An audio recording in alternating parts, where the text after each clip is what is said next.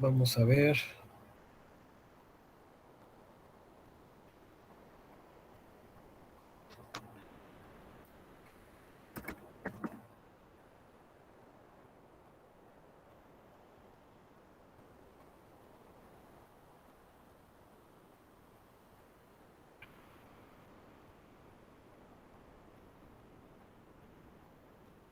Es que no está.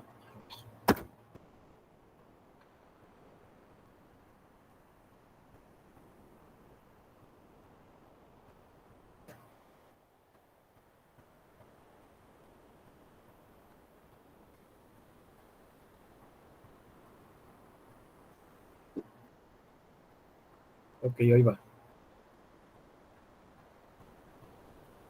Entonces estábamos viendo lo que era un determinante. Nos quedamos en eso la clase pasada, ¿verdad? Sí, profesor.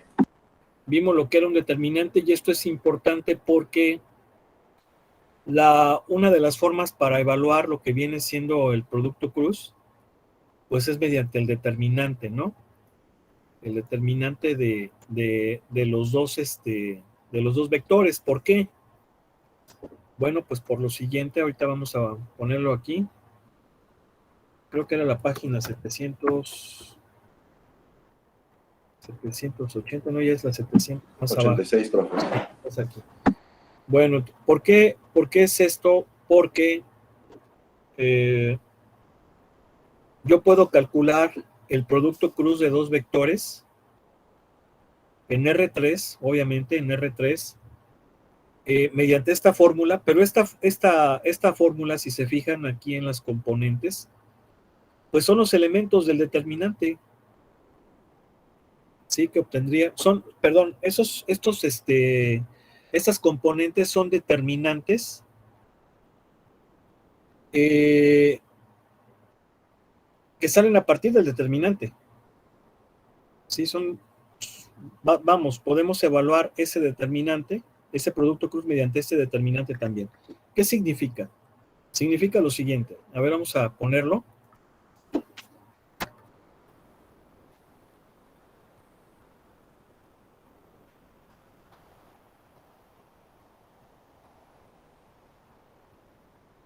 Vamos a suponer que tengo el vector A, cuyas componentes son A1, A2, A3. Y el vector B, cuyas componentes son B1, B2 y B3. Entonces, el producto cruz, A cruz B, también lo puedo obtener mediante un determinante 3×3, cuyo primer renglón son los vectores base, IJK, cuyo segundo renglón corresponde a las componentes del primer vector y cuyo tercer renglón corresponde a las componentes del segundo vector. ¿Sí? Entonces lo puedo obtener a partir de ese determinante. Ahora, ¿cómo evalúo este determinante 3×3? ¿Todos saben cómo se hace un determinante 3×3? No, profe. ¿Para decirlo? ¿No? No, profe. ¿Quién sí sabe?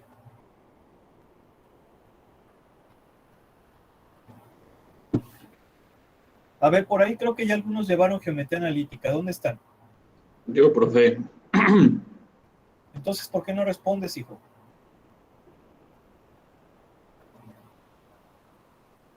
Aquí estoy, profe. ¿Sí lo viste o no? Sí, vi cómo hacer un determinante de 3×3. ¿Cómo lo hacías? Bueno, a nosotros nos enseñaron una técnica que era multiplicar primero por i, en este caso, producto cruzado en este caso sería A1, A2, perdón, por B3 menos A3 por B2. Ok. Lo que está comentando su compañero, creo pensar que es por cofactores, el método de Sí. cofactores. El método de cofactores es el método, pues,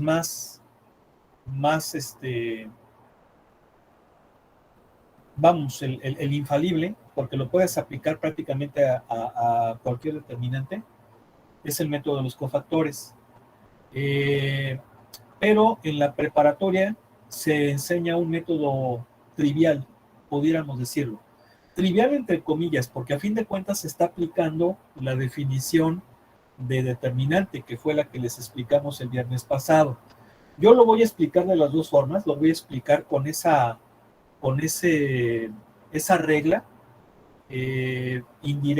directa, porque tampoco puedo decir que sea indirecta, es una regla directa porque se está aplicando el concepto de determinante, y también lo voy a hacer por cofactores.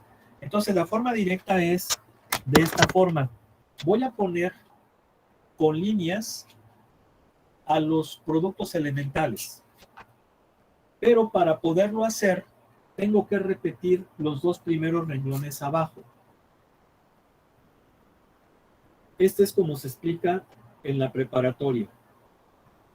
Tengo que repetir los dos primeros renglones abajo para que de esa forma, en estas líneas, yo esté agrupando los productos elementales, que recuerden que son aquellos que se obtienen multiplicando elementos que no están ni en el mismo renglón ni en la misma columna. ¿Queda claro? Sí, profe. Sí, profe. Sí, profe. Ahí está. Esos son los productos elementales. Y los productos elementales que están en las líneas que van hacia abajo son los pares, y las que están en las líneas que van hacia arriba son los impares. Por lo tanto, va a ser este por este por este. Me va a quedar A2, B3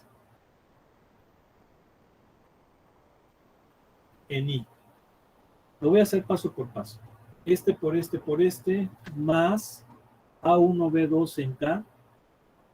Este también es par, va sumado, más A3, B1, J. Fíjense cómo estoy ordenando alfabéticamente los productos. Luego siguen los impares, que son los que van hacia arriba. Aquí sería menos A2, B1, K, menos A3, B2 en I, menos A1, B3 en J. Y luego lo que voy a hacer es agrupar los que son semejantes, es decir, los que tienen el mismo vector base. Esto significa que aquí le pongo el gordo, y este son en I, entonces son A2, B3 menos A3, B2 en I. Luego siguen los de J, que son este y este, más A3, B1, J, perdón, ese lo factorizo, menos A1, B3, estos en J, y luego siguen los de K, que sería A1, B2 menos A2, B1 en K. Eso es si pongo ese producto cross como una combinación lineal. Si lo pongo como tríada, me va a quedar así. A2, B3 menos A3, B2, coma.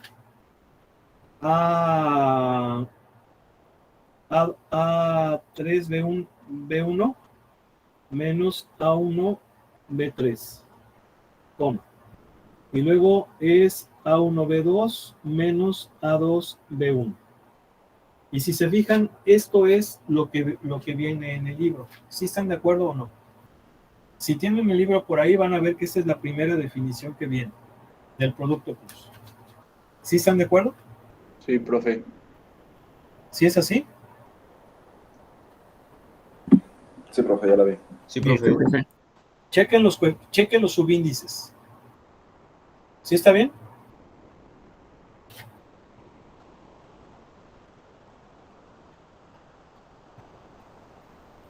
No escucho. Sí, profe. Sí, está bien. Bien. Sí, profe.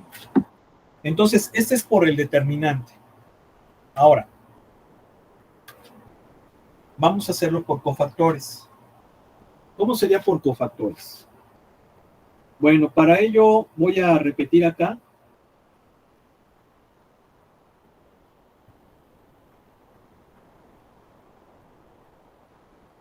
¿Sí se alcanza a ver o no? Oigo. Oigo. No se alcanza a ver todo, profe. ¿Por qué no me dicen desde un principio? Bueno, yo se alcanzo a ver hasta los B, el renglón de los B. O sea, ahorita hasta donde escribió sí se alcanza a ver, pero ya si escribe más abajo no se va a ver. Bien.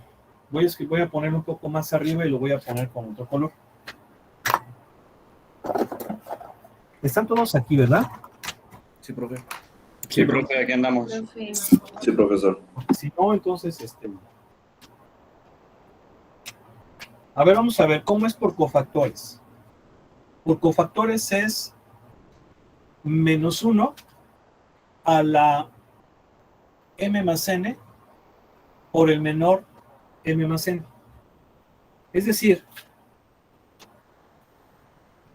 vamos a considerar m más n. M viene siendo el número del renglón y n el número de la columna.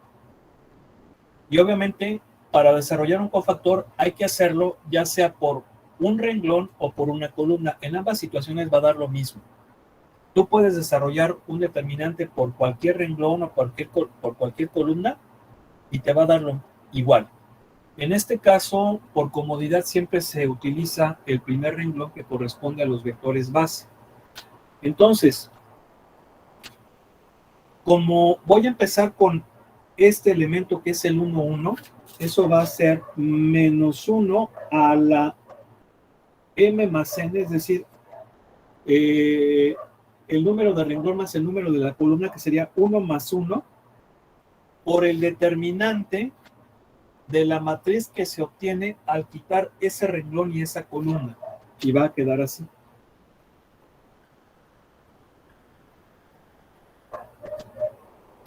Ese es el cofactor, el cofactor 1, 1. Lo voy a desarrollar por el primer renglón. Luego sigue más. Voy con el cofactor correspondiente a este. Sería A, pero me falta la I. ¿Sí? Me faltaba la. Bien, ahora voy con J. J está en el primer renglón, segunda columna. Entonces va a ser menos 1 a la 1 más 2 por el determinante que obtengo al quitar el primer renglón y la segunda columna, que es donde se encuentra J. Entonces me va a quedar A1, A3, B1, B3.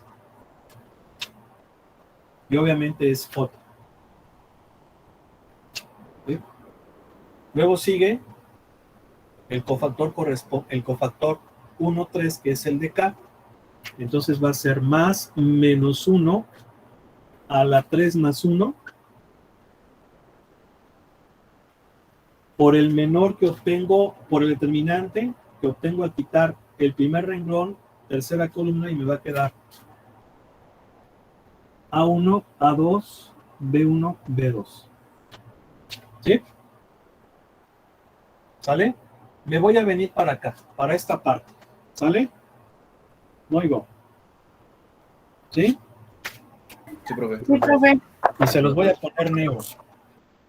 ¿Sí o no? Sí, está bien. Entonces, este al cuadrado menos 1 al cuadrado, pues es 1.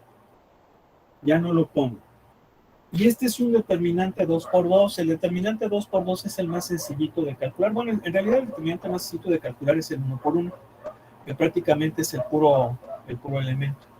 Pero estos determinantes 2 por 2 pues son el producto de los elementos de la diagonal principal menos los de la diagonal secundaria. Y va a quedar A2, B3 menos A3, B2. Y obviamente esto por I.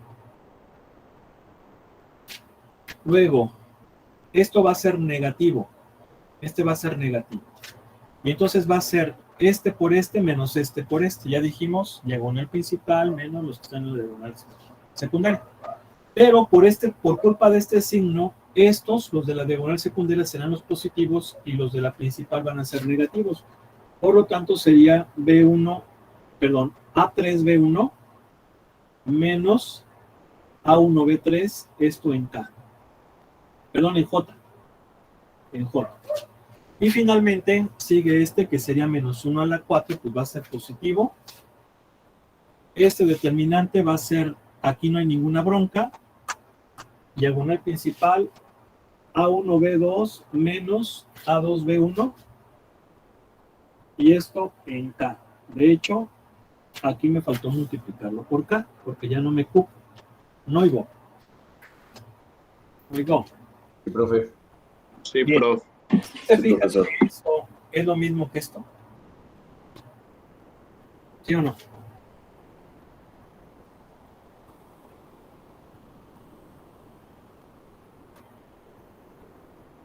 ¿Sí están de acuerdo? Que esto es lo mismo que esto. Este fue por cofactores y este fue por determinante. No oigo, no oigo. O Sí, bueno, profe, es lo mismo. Sí, lo mismo. bien. Estas son dos formas. Ahora viene la forma chipocluda, la forma rápida, la chida. ¿Sí? La chida. ¿Y cómo es la forma chida? Espérenme tantito.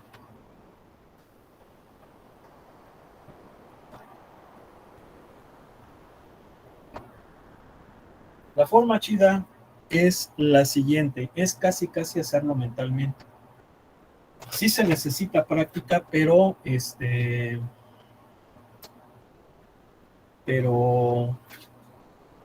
pues una vez que lo entiendes, lo puedes hacer así rápidamente. Y pues bueno, ahorita les voy a explicar cómo es esa forma rápida. Tengo que borrar, ¿ok? Digo, Sí, profe. Sí, profe. Sí, profe, está Sí, bien. profe. a ver, so pay attention.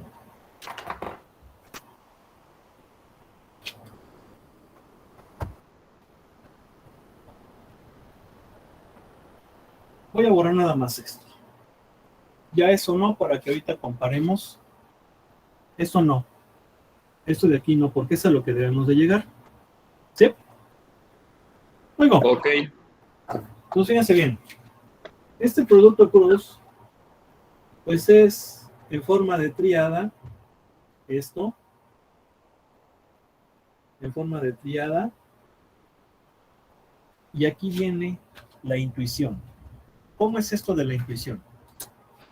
Yo sé que esto me va a dar un vector 3×3 también. Bien, voy a sacar la primera componente. En la primera componente, como es la primera componente, van a jugar los subíndices que no corresponden a ella, es decir, van a jugar los subíndices 2 y 3.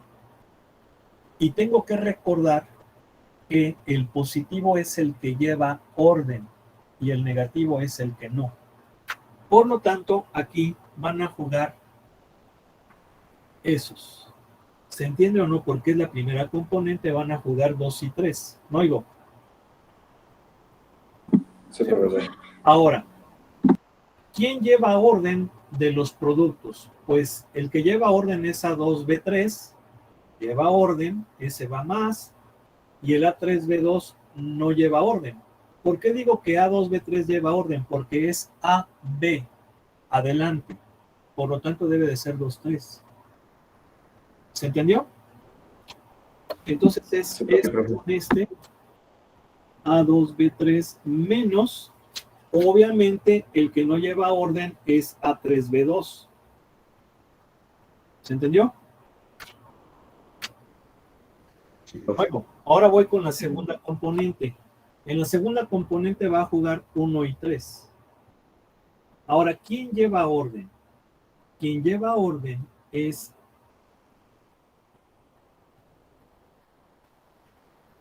A3B1.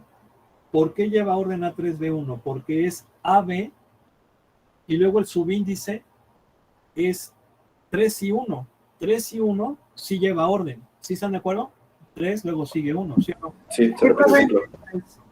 A3B1 y el que no lleva orden pues va a ser el otro, que obviamente nada más jugamos aquí, va a ser A1B3. ¿Sí o no? ¿Sí? Sí, profesor. Y luego la tercera componente van a jugar estos. ¿Quién lleva orden? A1B2. ¿Están de acuerdo que el que lleva orden es A1B2? Entonces ese es así. A1B2. Y el que no lleva orden pues son estos, pero ahora con los subíndices al revés. A2B1. No oigo. No oigo. Sí, ¿Es lo sí, mismo? profe. ¿Sí o no es lo mismo?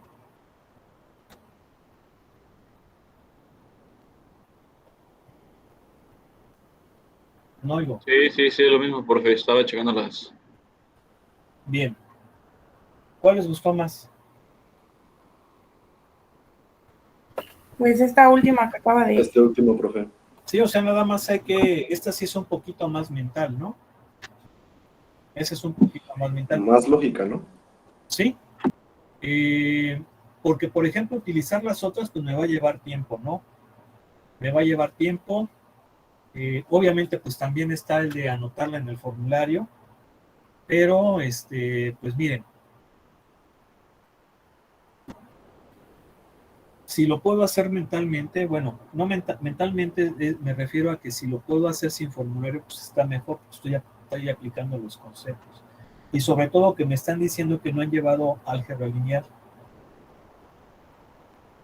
Entonces ya que sepan estas técnicas, ¿no? ¿Cómo ven? Luego. Me parece Sí, está muy bien, bien, profe. Sí, porque eso de que, ay, no tengo la fórmula. Y, ¿sí o no? Imagínense cuando vayan a pedir trabajo ahí a alguna empresa de esas fregonas de tecnología, para un puesto bien fregón, les ponen un producto cruz y a poco le van a decir allí al que va a ser su jefe, es que no tengo la fórmula del producto cruz. ¿Y qué va a pasar? Para afuera nos van a mandar. afuera y agarran otro que sí Pues les sepa. van a decir, no, pues hay para el otro, ¿no? ¿Sí o no? Hay para el otro.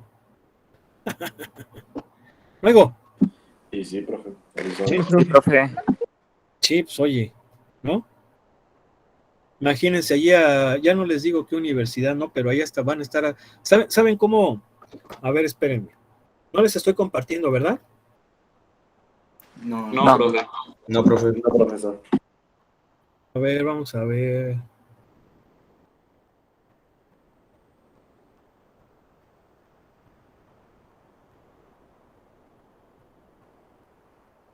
Imagínense que se los pregunten en el examen y pues ustedes como se la saben, pues luego ahí van a sacar el resultado, pero todos los demás candidatos de las demás escuelas, universidades van a estar así, miren. ¿Sí o no?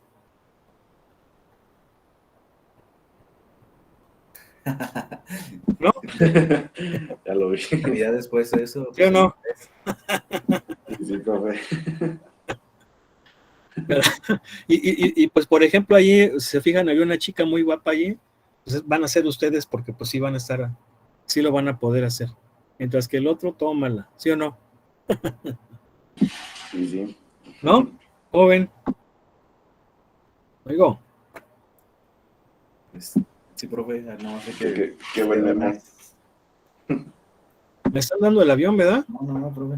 No, profe, ahorita No, ni les profe, ¿qué puse que pasó? puso. No, profe, aquí estamos. Vamos a seguir el avión porque si no, luego no nos vaya a poner el examen difícil. No, profe, como Nada de eso, profe. Sí, pasó, vamos a profe? darle por su lado. Me están dando el avión, ¿verdad? No, profe. No, profe. No. Usados, ¿eh? Que no, profe. Buzos. Bueno, vamos a continuar. Miren, aquí hay este teorema y nos dice lo siguiente, una cosa muy importante. El resultado de un producto cruz es un vector, como podemos ver. Es un vector. Ahora, Este vector tiene propiedades geométricas muy importantes, importantísimas, y esa propiedad geométrica es que va a ser perpendicular a los dos vectores que se están multiplicando, que se les está aplicando el producto vectorial. Es decir, vamos a suponer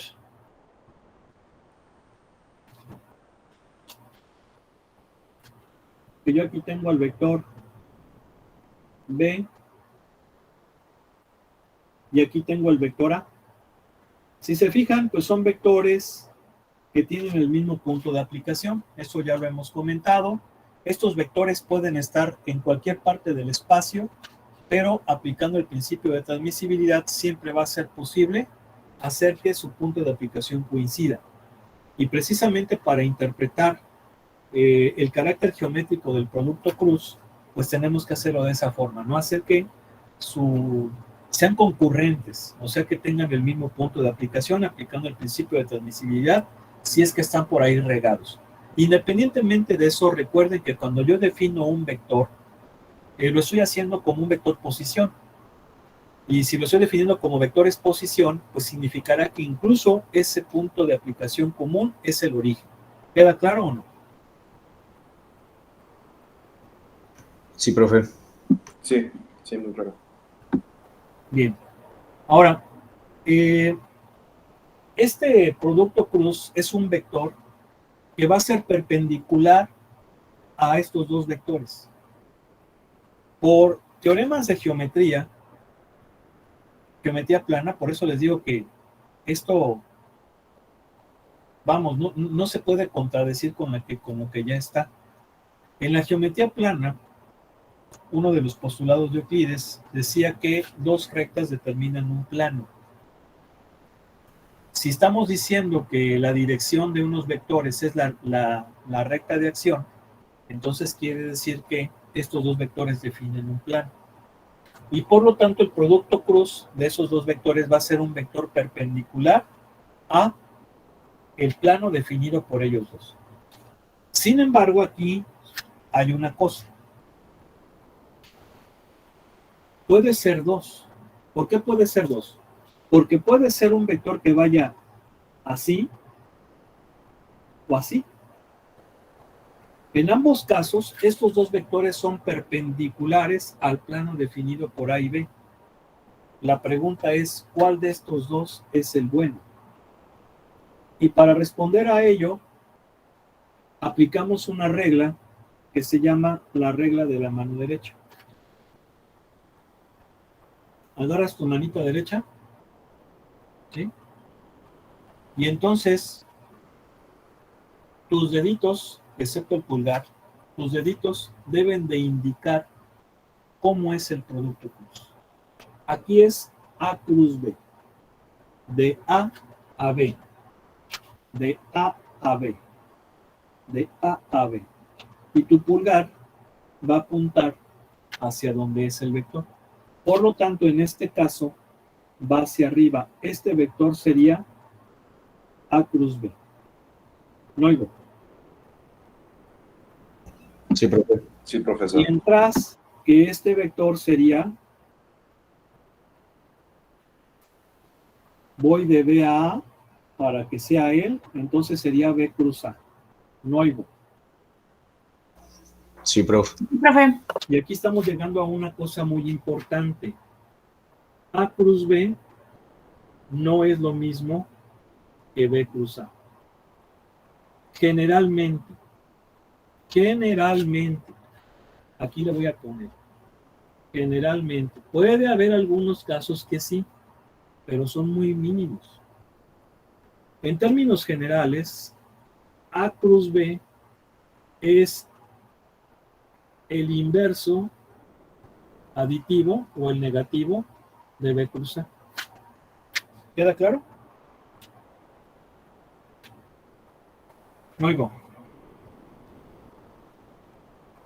Sí, profesor. Sí, Sí, profe. sí, claro. Eso significa que el producto cruz no es conmutativo como sí lo es el producto punto. En el producto punto sí es válido esto, ¿no? A punto B es igual a B punto A. No oigo. Sí, profe. ¿Eh? Ok, sí. ¿Preguntas, dudas? ¿Todo bien, no? No oigo. Sí, sí, todo bien, profe. Profe, todo bien de momento. Profe, todo bien.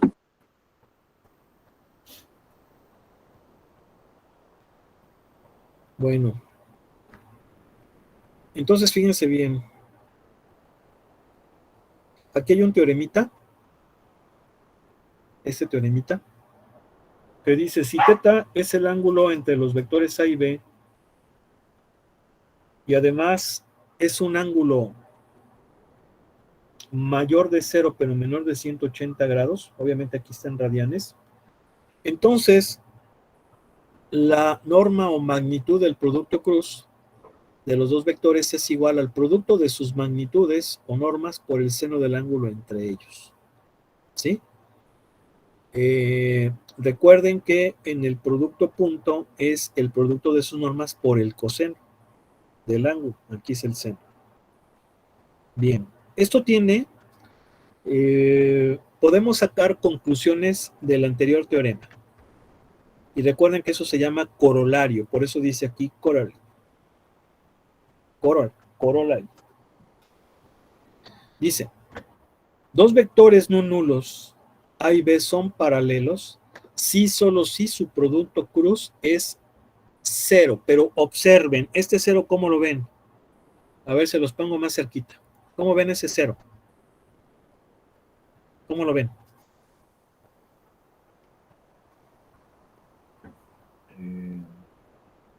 Está negrita, ¿no? Está en negrito. Exactamente, está en negrita. Porque recuerden que siempre el producto cruz de dos vectores es un vector. Entonces, este 0 es un 0 vector, es decir, el vector nulo. Que recuerden que el vector nulo es aquel cuyas todas sus componentes son ceros, ¿vale? No oigo. Sí, profe. Ahora, una cosa muy importante. Estos dos vectores tienen que ser no nulos. ¿Para qué? Para que en el momento en que si yo hago este producto cruz obtengo el vector nulo, concluya que estos vectores son paralelos. Ahora, ¿qué significa que sean paralelos? Pues que tienen la misma dirección, ¿están de acuerdo? La misma dirección pudiendo tener sentido contrario. ¿Sí o no? Sí, profe. Sí, profe, ¿Están de profesor. acuerdo? O sea, es importante que esas cosas las vayan checando, ¿eh? Bien. Luego aquí viene una propiedad, dice la longitud o norma, o magnitud más bien, del producto cruz A cruz B es igual al área del paralelogramo definido por dichos vectores. Es decir que la norma de un producto cruz o magnitud me va a dar el área de este paralelogramo. ¿Cómo lo demostramos? Bueno, pues es muy fácil porque acuérdense que por geometría el área de un paralelogramo es base por altura. ¿Sí se acuerdan o no? ¿Sí? Entonces, ¿quién es aquí la base del paralelogramo? Pues la base es la magnitud de A. ¿Están de acuerdo? ¿Sí o no? Sí. Sí, profe. Y Profe, sigue presentando. Sí, estoy presentando, hijo. Estoy explicando de aquí.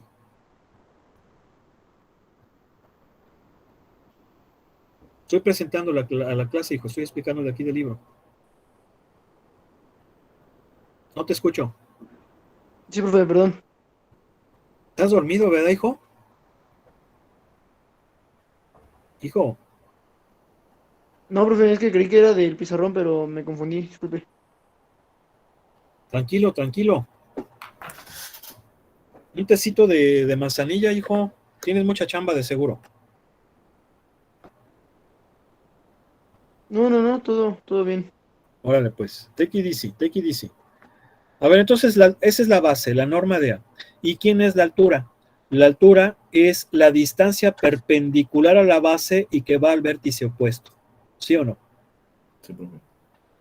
Si ustedes recuerdan esta altura,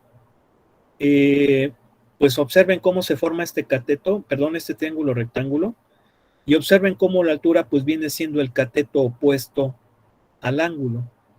Esto quiere decir que este cateto debe de ser la hipotenusa por el seno del ángulo. Ahí está.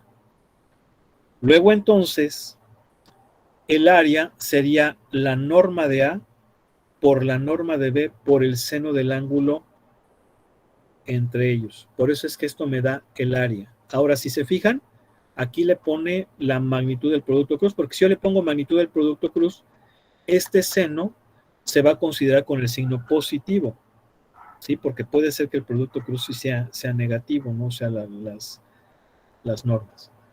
Bien, luego vienen aquí estos productos cruz entre los vectores base, y tenemos también estos teoremas. Vean, por ejemplo, el primero nos dice que el producto cruz no es conmutativo, como lo habíamos comentado. La segunda es la propiedad asociativa. Yo puedo asociar el escalar, puedo asociar los dos vectores o puedo asociar el escalar con cualquier otro vector, da lo mismo. La 4 es la propiedad distributiva. Vean cómo yo tengo este producto cruz y puedo distribuir a este vector que está en la derecha. Vean cómo lo distribuyo por la derecha. La 4 es propiedad distributiva por la izquierda. Observen, vean cómo se respeta el orden de los vectores. La quinta es el triple producto escalar, ¿sí? Es decir, este triple producto escalar yo lo puedo hacer de estas dos formas y me da lo mismo. Y el sexto es el triple producto vectorial, el cual yo lo puedo también obtener mediante esta suma algebraica de productos vectoriales con productos punto. Estas formulitas, pues sí hay que tenerlas anotadas en una hojita, porque las vamos a estar utilizando, pero les estoy diciendo que las tengan por ahí. Yo sé que es a lo mejor un poco complicado que ahorita impriman, no sé si alguien tenga algún... ¿Quién tiene en su casa un cacharro de estos? Impresora. Yo, profe, pero no tengo tinta. ¿Cómo ven? Tan caras.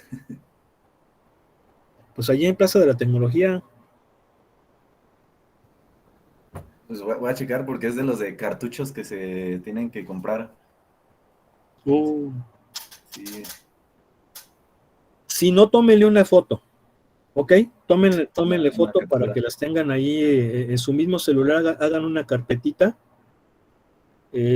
con las fórmulas. Ahora, nada más para las clases, Sí, profe. porque en el examen no, digo, yo no los puedo ver, pero es lógico que no van a estar ahí con el celular. Yo creo que queda claro, ¿no? Sí, profe. Sí, porque pues... Bueno, luego vienen esto, lo de los triples productos. Este es un triple producto escalar. Vean, se llama triple producto porque pues estoy haciendo producto con 3 vectores. Pero al hacer este producto con estos 3 vectores, el resultado es un escalar, por eso se llama triple producto escalar.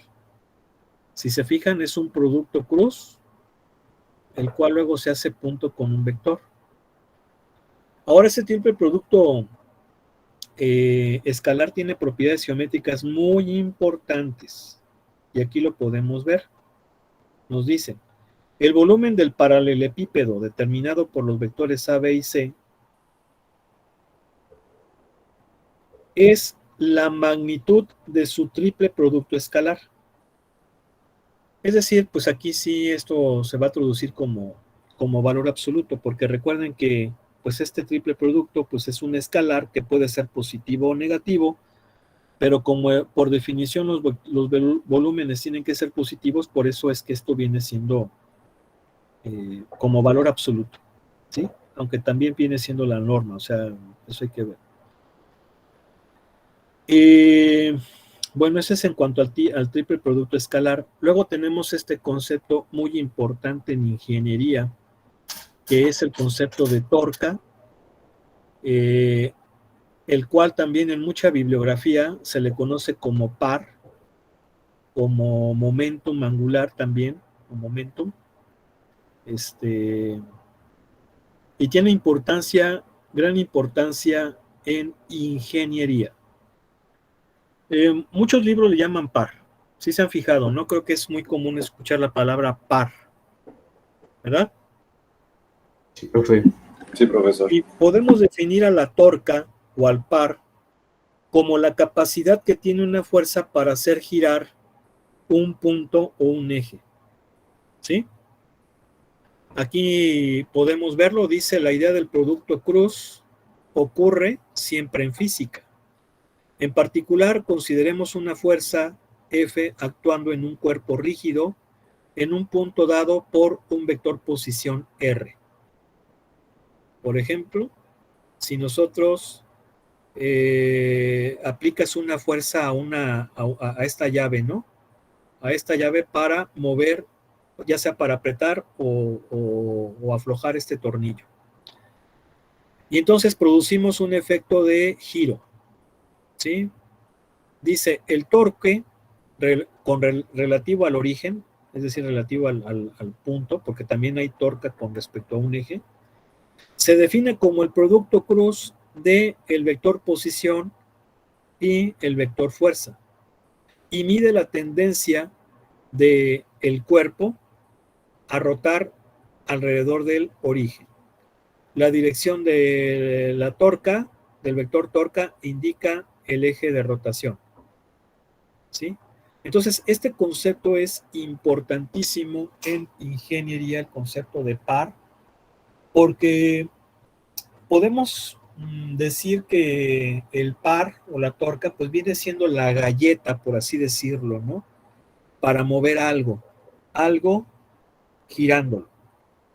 Y tiene mucha aplicación esto en la industria. Por ejemplo, en los talleres se necesita que los motores tengan mucho par, sobre todo cuando tienen que desarrollar grandes cargas o tienen que mover grandes cargas, tienen que tener mucho par.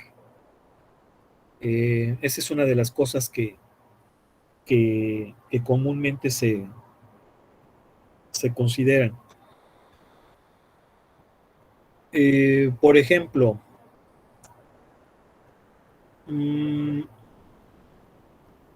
¿sí se han fijado que luego a veces cuando ustedes van a comprar su coche, pues una de las cosas que hay que investigar pues son varias, ¿no? Por ejemplo, la velocidad, la potencia, velocidad máxima, potencia, sobre todo, el par también es otra de las cosas, obviamente el consumo de combustible, ¿sí? Pero de las principales, pues es, por ejemplo, la potencia, es una de las que generalmente se considera, ¿no? Para saber qué tan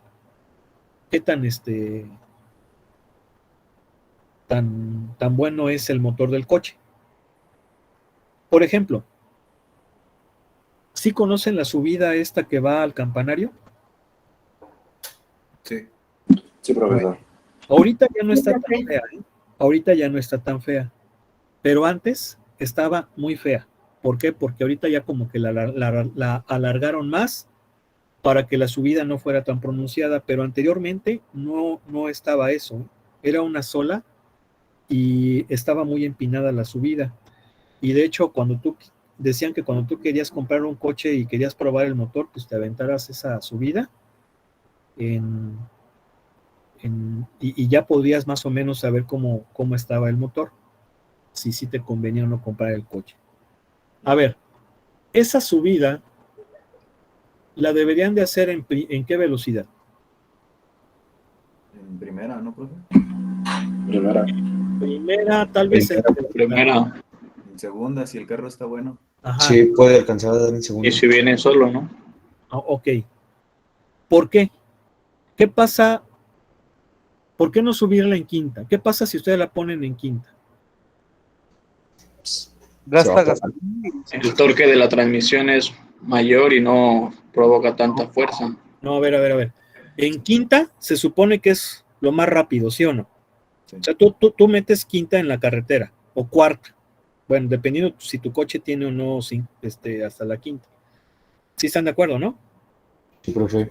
¿Sí? Sí, profe. A ver, entonces, por ejemplo, en carretera, tú vas en quinta o vas en cuarta, ¿por qué? Porque va descansando el motor, ¿no? A esa velocidad. ¿Cómo? Está en lo plano, no va haciendo pendientes. Porque se supone que ahí llevas la máxima velocidad, ¿no? Sí. ¿Sí o no? Sí, no, vamos, no revolucionas tanto el motor. ¿Por qué? Pues porque vas a la máxima velocidad. ¿Sí estás de acuerdo o no? Sí, profe. Bien, ¿qué pasaría si ustedes intentan subir esa cuesta en quinta? Se pierde. Va No menos revolucionando el va a motor. tener la potencia necesaria. ¿Cómo? No va a tener la potencia necesaria porque me parece que primera y segunda son como Pero- para el arranque. Pero la potencia del motor siempre es la misma. Y de hecho viene Bueno, la el tabla del arranque. coche, no sé, 100 caballos de fuerza. Eso no va a variar. El motor te va a entregar como máximo 100 caballos de fuerza. Sí, eso no va a variar. Vamos, diríamos que es algo constante. No, a ver, ¿qué pasa en quinta? ¿Por qué no lo subirían en quinta? ¿Por qué no iría bien revolucionado el coche, profe? No, antes al contrario, pues iría bien revolucionado, ¿no? Pues iría rápido. Haz de cuenta que vas abajo, en la parte de abajo, vas a 90 y órale, subes, ¿qué va a pasar? Ibas a 90, ibas rápido, pero ¿qué va a pasar al subir? Va perdiendo velocidad. ¿Y qué pasaría? ¿No tendría la fuerza suficiente para subir? Pero a ver, ya al final, ¿qué va a pasar? Se va a jalonear el coche y se va a apagar. Se va a apagar, se apaga el coche, se apaga el motor. Eso es lo que sucede. ¿Por qué? Porque es pura física. Si ustedes, primero que nada, potencia. La potencia del motor esa es fija. ¿Sí? Claro, va a variar de acuerdo al uso. Va a variar en base a la comprensión. O sea, un motor entre más viejito esté, pues te va a desarrollar menos potencia porque va perdiendo compresión. Estamos de acuerdo, ¿no? Pero la potencia podemos asumir que es constante. Ahora, la potencia es trabajo sobre tiempo. Formulitas de secundaria, no me voy a meter con integrales ni con diferenciales. Vamos a analizarlo con formulitas de la seco, ¿sí? Para que también recuerden esos momentos bonitos, ¿no? No oigo. Sí, profe. Sí, profe. Sí, profesor. Entonces, el trabajo aquí es igual, la fuerza por distancia sobre tiempo, ¿sí? Este es el análisis dimensional de la potencia. Bien. El motor desarrolla un par, desarrolla una fuerza, y esa fuerza se transmite a las ruedas. Las ruedas tienen un determinado radio, ¿están de acuerdo, no? Las ruedas tienen un radio, ¿están de acuerdo? ¿Sí? Sí, profe. Bien. Sí, profe. Eso viene siendo lo que viene siendo la longitud, la R, la palanca, ¿sí? La palanca. Bien. Si yo subo esa cuesta,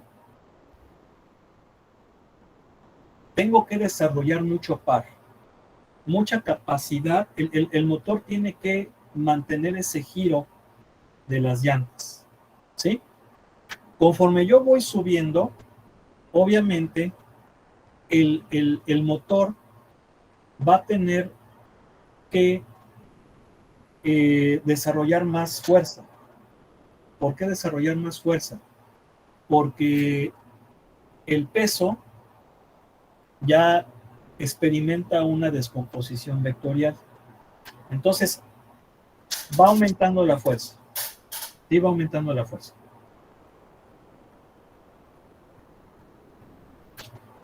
La potencia, si es fuerza por distancia sobre tiempo, también se puede entender en que es fuerza por velocidad. Y de hecho, esta es la que nos va a servir. Distancia sobre tiempo es velocidad. Bien. Entonces, la potencia del motor esa es fija. Pero yo puedo jugar con la fuerza del motor y con la velocidad. Menor velocidad, más fuerza. Más fuerza, menos velocidad. ¿Sí? Más fuerza, menos velocidad. Entonces, ¿qué es lo que necesito yo para subir? ¿Más fuerza o menos velocidad? ¿Qué necesito? Más fuerza. Más fuerza. Necesito más fuerza. Necesito más fuerza. Necesito más torque. Torque es R cruz F. R no cambia, F sí puede cambiar, necesito más fuerza. Entonces, si yo aumento la fuerza, tengo que disminuir la velocidad. Por eso es que solamente lo podría hacer en segunda o en primera, que voy a menor velocidad. ¿Para qué? Para que esa potencia del motor se concentre en la fuerza que tengo que vencer. Porque si yo quiero ir muy rápido, entonces aumento fuerza, aumento velocidad, pero va a llegar un momento en que va a llegar al nivel máximo de potencia que me da el motor, se apaga. Porque acuérdense que potencia es trabajo sobre tiempo, es decir, energía sobre tiempo, y la energía no se crea ni se destruye, solo se transforma. Por eso es que solamente juego con fuerza o velocidad. Y generalmente para el par necesito más galleta, necesito más fuerza. Por eso es que los motores industriales generalmente no van muy rápido. ¿Sí? Claro, sí hay unos motores industriales que van rapidísimo, ¿no? Pero en términos generales ustedes lo pueden ver, por ejemplo, los tornos, las fresadoras, los esmeriles, no giran muy rápido, incluso tienen hasta control ahí de revoluciones, ¿sí o no? Y si tú, por ejemplo, aumentas las revoluciones, es decir, aumentas la velocidad que va a pasar, la fricción entre el cuerpo que quieres maquinar y el herramental va a detener al motor, porque no hay suficiente fuerza para que tú puedas desarrollar ese par, esa capacidad de giro.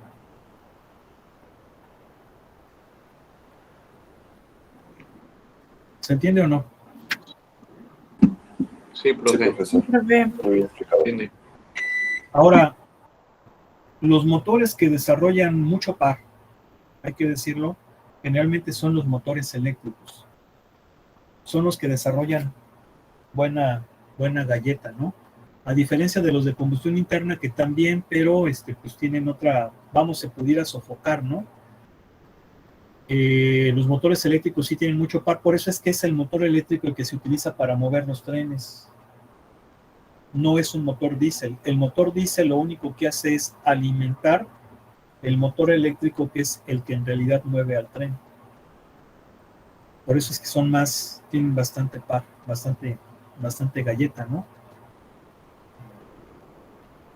En esa cuestión. ¿Alguna pregunta? No, profe, quedó No, claro. profesor. Todo bien. Vamos a dejarle aquí, ¿no? Vamos a dejarle aquí y Dios mediante continuamos mañana.